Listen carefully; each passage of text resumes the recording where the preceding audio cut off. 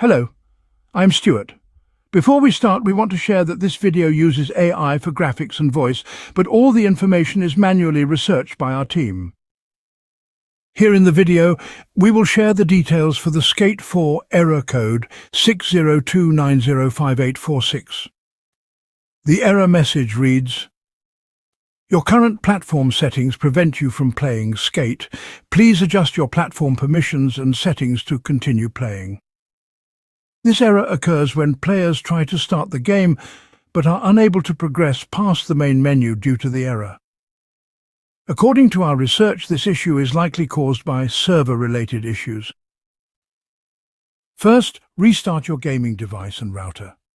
Simply shut down your PC or console completely. Then unplug your router from the power source. Then wait for 5 minutes and restart both devices. Then try launching the game again and check if the error still occurs. If the error persists after restarting the system, then check for game updates.